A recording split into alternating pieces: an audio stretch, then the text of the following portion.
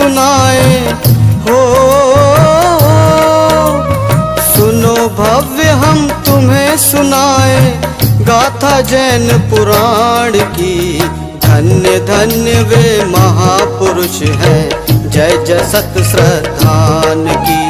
धन्य धन्य वे महापुरुष हैं, जय जय सत श्रद्धान की। धन्य धन्य वे महापुरुष हैं, जय जय सत श्रद्धान की। भारतवर्ष में मान्यखेड़ नगरी में पुरुषोत्तम दीवान अपने 2 पुत्रों के साथ रहते थे। उनके नाम थे अकलंक और निकलंक। दोनों बहुत ही बुद्धिमान थे। एक बार पुरुषोत्तम जी ने उन्हें अष्टानिका पर्व में चित्रगुप्त मुनिराज जी से विनोदवश 8 दिन का ब्रह्मचर्य व्रत दिलवा दिया। अब देखते हैं कुछ दिनों बाद क्या होता है।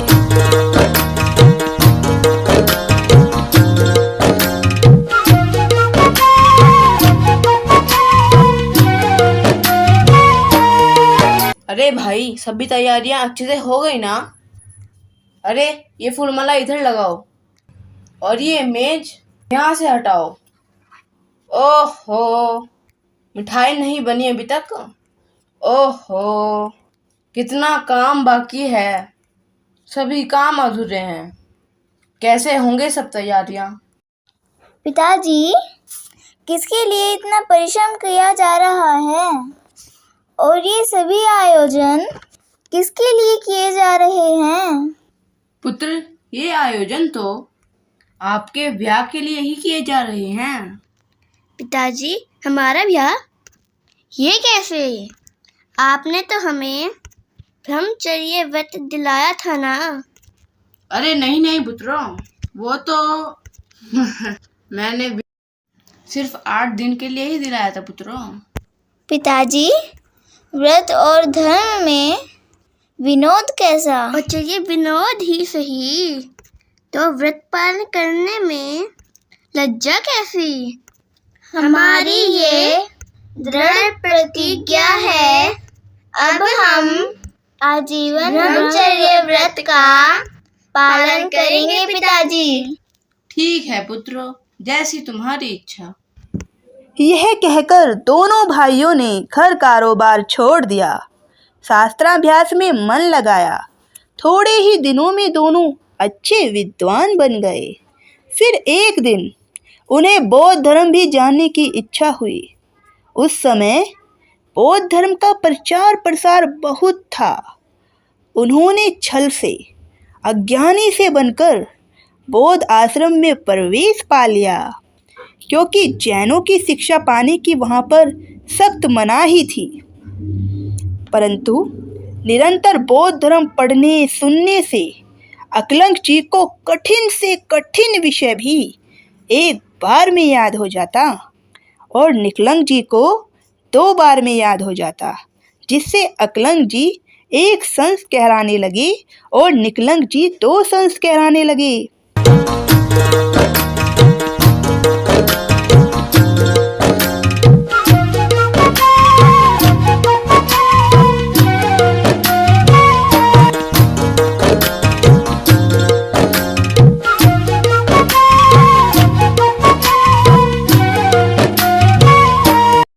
परंतु बौद्ध धर्माचार्य को शिष्यों पर संदेह हो गया।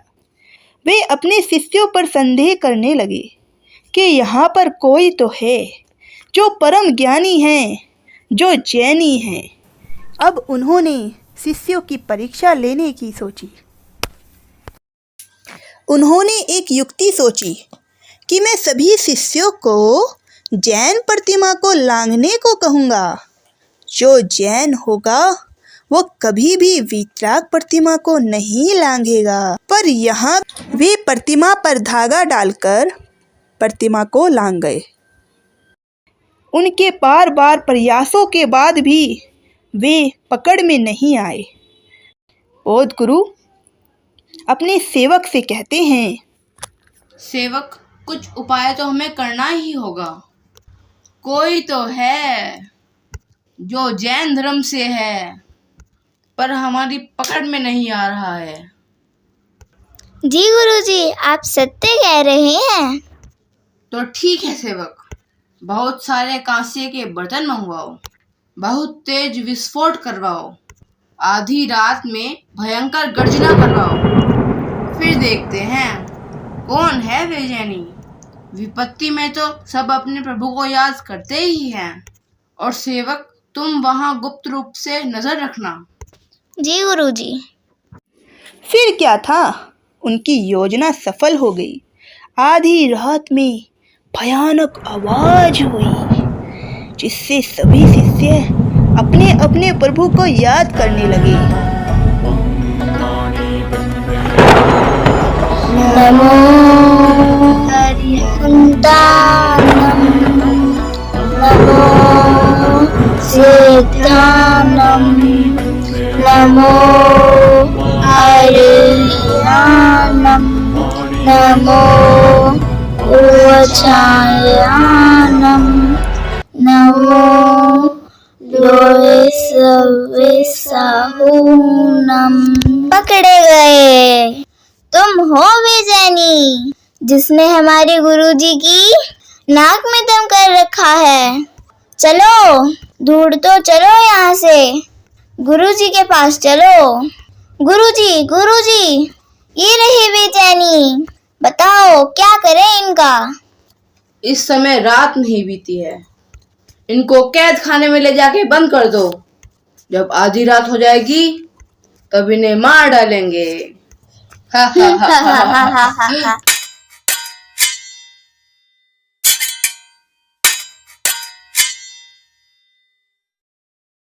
ने इतना कष्ट लगाकर विद्या प्राप्त की, परंतु जिन धर्म की सेवा नहीं कर पाए। नहीं छोटे, नहीं निराश नहीं होते। घबराओ मत छोटे, अभी भी हमारे पास पर्याप्त समय है। हम अपने जीवन की रक्षा कर सकते हैं। वो कैसे भैया? बस तू देखता जा छोटे।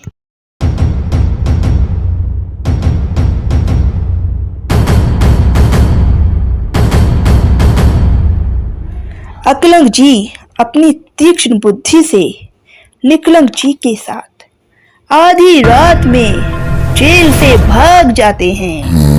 सेवक, सेवक, सेवक, अरे तुम यहाँ निद्रा ले रहे हो? दुष्टो, चलो जाओ उन धूर्तों को ले आओ, उनको मृत्यु की निद्रा में सुलाना है।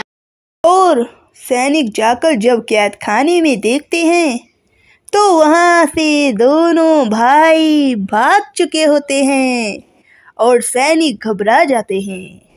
गुरुजी, गुरुजी, वे भाग गए। गुरुजी, वे भाग गए। गुरुजी, वे भाग गए। क्या कहा? भाग गए?